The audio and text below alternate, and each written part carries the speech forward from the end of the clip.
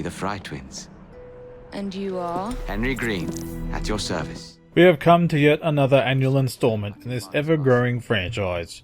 With the bad taste of Unity still in people's awareness, is there enough here to appease long-time fans and put to bed the doubt the haters have been stewing in since last year? The answer is a resounding yes. Ubisoft seem to have taken effort to return the series to its roots, focusing purely on a single-player experience. Yes, there is no multiplayer component at all, for which I personally am glad to see. Before Syndicate released, Assassin's Creed 2 was my favourite of the series, as it totally nailed what I wanted from the game. Ever since, I passed most other installments until the magnificent Black Flag. Now, I'm one of those who completely skipped over Assassin's Creed Unity, as not only did it simply not interest me, but I saw all the news regarding its shockingly buggy condition at launch, and I was totally fine with keeping my money. Then, as I started seeing more about Syndicate, it immediately caught my attention. The setting, the time period, the fashion, the tone, and pretty much everything about it had me sold. I may have skipped over most of the franchise, but they got more than enough money out of me with Syndicate, as I pre-ordered the Charing Cross edition, the cane sword, gauntlet, and top hat. Yep, I went all in. So did it pay off for me? I have mostly positive things to say, yet with a few discrepancies. The game is set in 19th century London, during the Victorian era, with twin protagonists, Jacob and Evie Fry, both of whom are playable. The two arrive in London 1868 as the Industrial Revolution reaches its climax, showing us inequality and poverty in a city controlled by the Templars.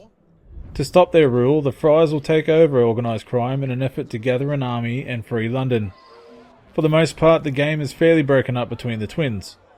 Jacob being more of an act first, think later type, his missions are more action-oriented, and Evie's catering to a more stealthy approach.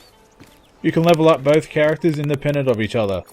The skill trees can be tackled to suit their mission styles, for which I ended up leveling them both to their strengths. However, the skill trees are the same for both. So towards the end of the game, they have all the same abilities, save for 3 character-specific traits, which don't really change the way either of them play regardless. As you fight with your gang, the Rooks, to reclaim the boroughs of London from the Blighters, you'll find yourself using some new mechanics to Syndicate. One being the ability to kidnap an enemy. This can be used to sneak past police or other enemies into restricted areas. The other, which is the zipline, which seems to be mainly implemented to expedite the tedium in traversing such a large map, which is 30% larger than that of Assassin's Creed Unity's Paris. If ziplining across London is not your thing, you can just hijack a horse and carriage, which is the fastest way around town.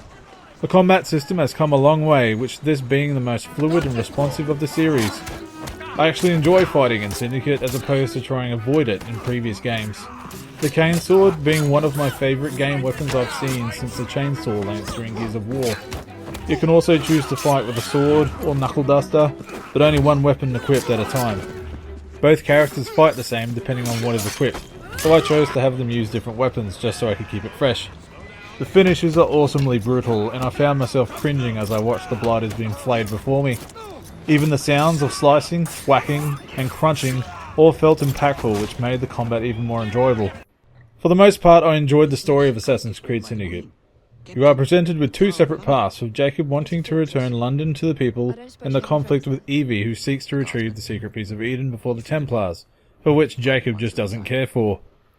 I feel this is more Jacob's story though, as you spend more time with him than Evie, especially towards the last third of the game.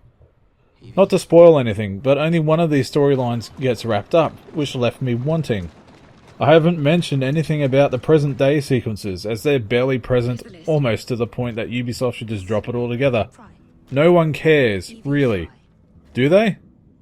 I won't even get started on the ending, which is a whole discussion on its own and not for the best either. That is my only major gripe with Syndicate though, and it hasn't spoiled my otherwise enjoyable experience with Jacob and Evie, who I find to be 2 of the most memorable new gaming characters in a long while. I for one hope Ubisoft return to these 2 in future installments, as I would like to spend more time with them in another stage of their lives. If you're like me, who has felt the Assassin's Creed fatigue and haven't played a game in the series in a while, or have been put off by Unity's failures, then I highly recommend you grab a copy of Assassin's Creed Syndicate. It's charming, enjoyable, refreshing, and a return to form.